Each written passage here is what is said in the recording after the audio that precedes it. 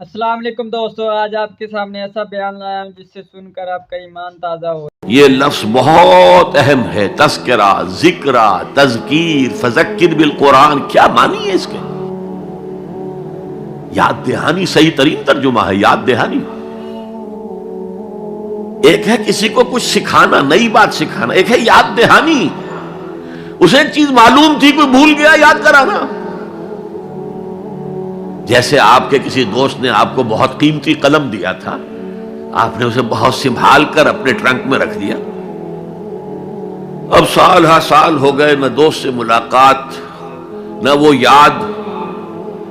اچانک آپ نے کسی روز ٹرنک کھولا اور وہ قلم آ گیا، تو آپ کو دوست یاد آ جائے گا کہ نہیں؟ اسی لیے قرآن آفاق و انفس کے لیے آیات کہتا ہے، ہم اپنی آیات دکھائیں گے تمہیں، نشانی جس کو دیکھ کر تم ہمیں پہچانو گے۔ اور تذکرہ کا مطلب کیا ہے؟ پوٹینشلی ایمان ہر انسان کے دل میں موجود ہے۔ یہ جو روح جو ہمارے قلب کی مسکن نکید ہے، اس میں اللہ کی معرفت بھی ہے، اللہ کی محبت بھی ہے۔ البتہ ذہول کے پردے پڑ گئے ہیں، بھول اور نسیان طاری ہو گیا ہے، ہم دنیا ہی کے اندر گم ہو کر رہ گئے ہیں، ہماری ساری دلچسپیاں دنیا سے ہیں، لہذا ہماری توجہ ہی نہیں ہے۔ ورنہ ہر انسان کے دل میں یہ جو یہاں ہندوستان میں کہتے ہیں آتما اور پرماتما، آتما اور پرماتما کا تو تعلق بہت گہرا ہے۔ ابتدا میں بنا دی گئی تھی ارواح، جب ہم سب کے سب تمام انسان آدم سے لے کر اور تا قیامت جو انسان آئے گا دنیا میں، ان سب کی ارواح پیدا کر دی گئی، اور پوچھا گیا الست بربکم قالوا بلا، یاد ہے؟ لہذا یہ تذکرہ ہے، یہ یاد دہانی ہے، تمہارے اندر موجود ہے، اللہ کی معرفت بھی موجود ہے، اللہ کی محبت بھی موجود ہے، لیکن کلا بل ران علی قلوبہم ما کانوا یعملون، ان کے دلوں پر زنگ آ گیا ہے اب ان کے اعمال کی وجہ سے،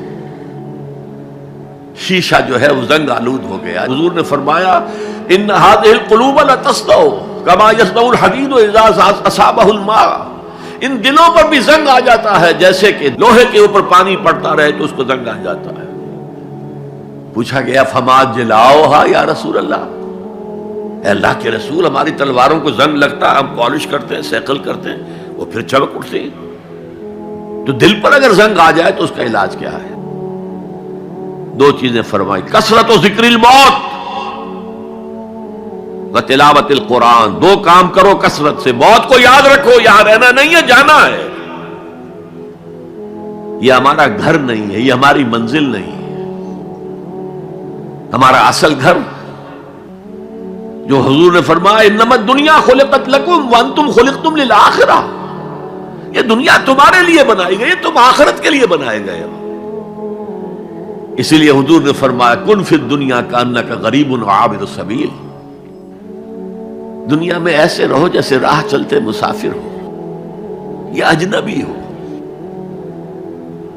اپنے بارے میں فرمایا مالی ولی دنیا، مجھے تمہاری دنیا سے کیا سروکار، انما مثلی کراکب استظل تحت شجرۃ ثم راح فترکها، میری مثال اس مسافر کی سی ہے جو ذرا سستانے کے لیے کسی درخت کے سائے میں بیٹھتا ہے تھوڑی دیر، وہ اس کا گھر تو نہیں ہے، اس کی منزل نہیں ہے، پھر وہ اس کو چھوڑتا ہے، اپنا راستہ لیتا ہے۔